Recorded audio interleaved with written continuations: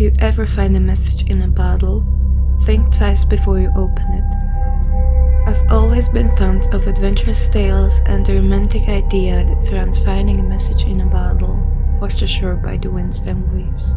I also just so happen to be a part-time history nerd, so when I found a parchment-filled bottle on the seashore in real life, you can imagine my excitement.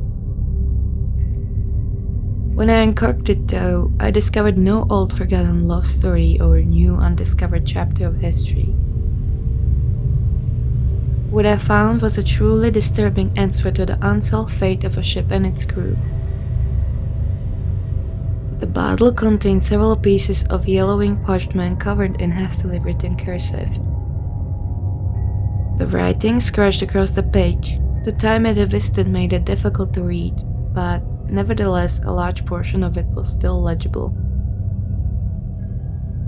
The translation of the what can still be made out follows. Sancta Salvador, June 15, 1556. Strange events have befallen the Sancta in the past days after leaving the island. I write with haste, because I fear that I may suffer the same fate as the rest of the crew. We set sail from the island several days ago, and all was well until our ship's quartermaster, Diego, came down with a fever one eve. He was quarantined to his bunk, thrashing about in his sheets like a madman. The agonizing expression on his face was highlighted by the sweat of his brow. Blood-tinged foam gurgled from his lips when he screamed, and it seemed to worsen with each passing hour. The strangest part of the condition, though, was that he kept scratching at his eyes. The corners were reddened, almost bloody, from his constant scratching. Sailors are a superstitious lot, and the most devout practitioners of the old ways went to the captain in concern. These crewmates seemed to believe Diego was suffering the early stages of. The captain disregarded the idea as absurd and ordered nothing to be done. Later that night, a terrible storm descended upon us. The sea surged beneath the ship. Waves crashed over the bow, washing even the strongest of our men off of their feet. It was in vain that we attempted to keep the land as lead, as gusts of salt-filled air snuffed them out of existence, plunging us into darkness. So we toiled in the black, pummeled by the mighty rage of Calypso until dawn. The rising sun brought calmer seas, and it was the early morning light that revealed Diego's bunk to be abandoned. The surprise caused accusations to fly, and the crew has been on edge since. Some say, perhaps, he took his own life to escape the tortured suffering of the sickness. Others believe someone cast him overboard in the dead of a night out of fear his condition may be unnaturally connected to the raging seas. Alas, a thorough search of the ship left us without an answer. A deep sense of unease gripped the crew that entire day as we sailed.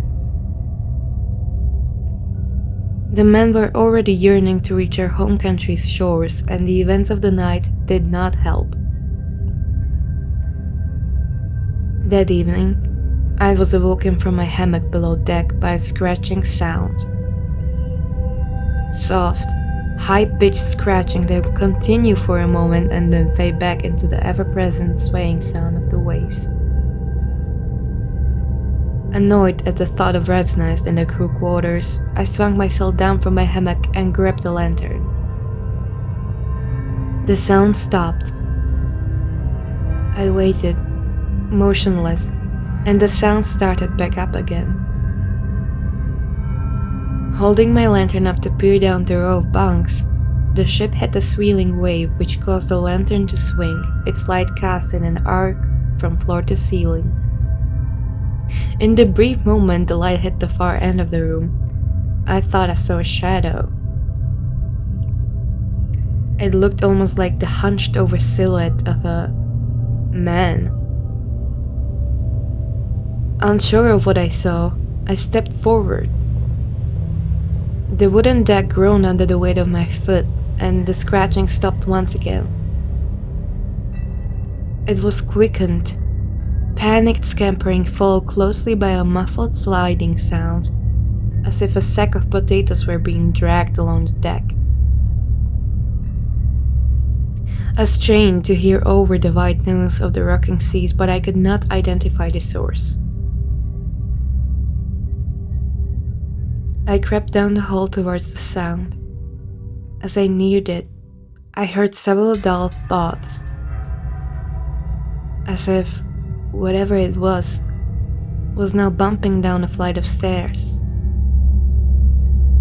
Lurking forward in pursuit of the strange noise, I crept below into the darkness of the lower deck, careful not to creak the worn wooden steps as I descended. Once below, I strained ever harder to listen. The sound was coming from the far corner of the gun bay. A scratching, gnarling sound. I could feel my heart quicken within my chest as I dared to inch forward.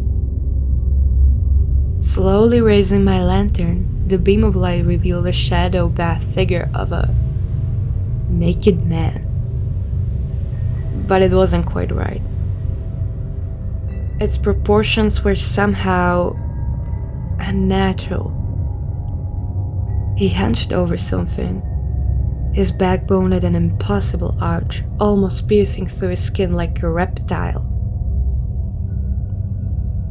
His hands were plunging in front of him and then raising to his mouth in a ferocious, animalistic repetition. His back blocked my view, so I slowly started to wheel to the left, holding my light ever so carefully. I stepped out with the caution of a mouse, but my heavy deck boot batted onto a worn plank that creaked alarmingly as I shifted my weight down. The creature's head jerked around to face me, and that's when I saw.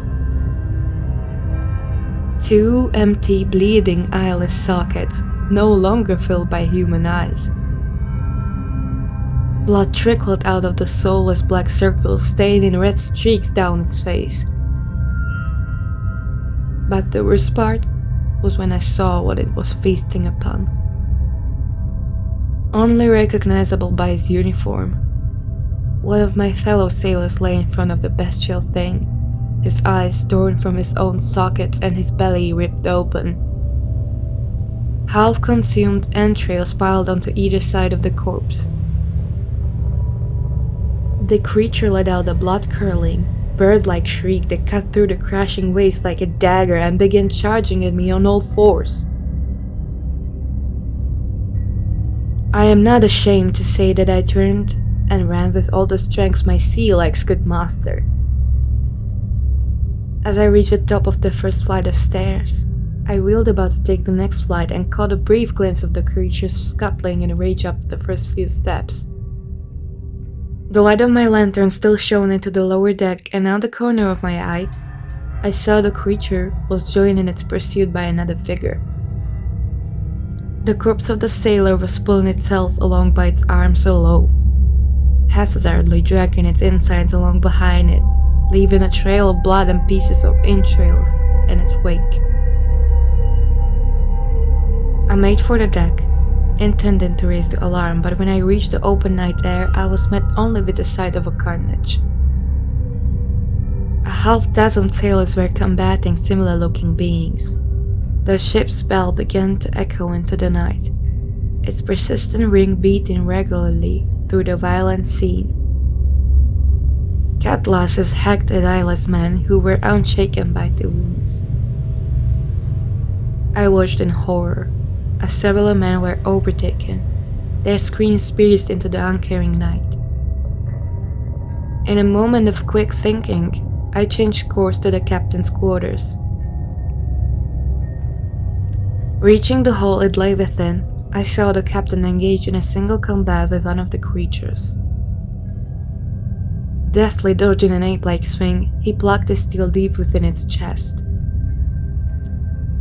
The creature, oblivious to the cutlass embedded within its body, gripped its mangled hands on either side of the captain's head.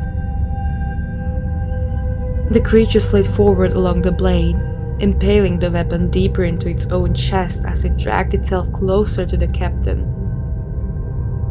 Panic filled his eyes as the creature's thumbs plunged into his eye sockets, tearing them from his head as he screamed in agony. Seeing my opportunity, I raced down the hall, nimbly invading the distracted pair. I reached the captain's quarters and slammed the door. I right now, barricaded from within these same quarters. Last I was aware, we were set at full sail for open ocean. Unmanned, the ship hasn't long before it capsizes, especially with the rough waters we have been sailing in. I wear this now, with the intention of bottling it and casting it into the seas. It's a long shot, but someone must know the true fate of Sancta and its ill-fated crew. I regret that I could not give a better warning for whatever this monstrous thing is, but I never paid mind to superstitious sailor talk. With any luck, I will be dragged into the depths with this ship and this god-forsaken thing abroad so it may never see the light of day again. Perhaps it wasn't all for folly after all, because in all my years traveling the high seas, I have no earthly explanation for what I have witnessed. Be warned, anyone who may find this message, and never forget the Sancta Salvador. End of transcription. When I began transcribing this draft, my intention was to make this tale accessible via an online post, as horrific as it is. Historical study is just a hobby of sorts for me, and unfortunately, I only have the opportunity to work on it after my shift. On my first read of the document, I was shocked and a little doubtful. I did some research into the Sancta Salvador and not much is known about why it wrecked. Maybe someone looked up an old ship and thought I'd play a joke. Or at least that was my first thought. It's been several days since I began working on it, and strangely, I've been feeling a little unwell. Tonight, as I finish the last several lines, I believe I have come down with a fever. I have the strangest pain behind my eyes, like they're too big for their sockets. I can't stop scratching at them. It's too distracting to edit this draft, so I think I'll just post it as it is and turn it for the night. It's late, and it seems a storm is brewing anyway. Hopefully, this will serve as an interesting read to all the other horror and history buffs out there. And please, let it be a proper enough warning to anyone curious enough to open a message in a bottle.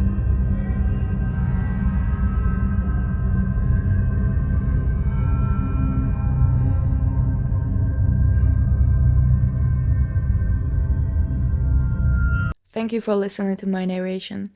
The link to the original story is in the description. You can also check other author stories, and if you want to see more of my work, make sure you subscribe because I will be posting a lot of horror content. Leave a comment. I want to know what you liked and what you hated so I can keep improving.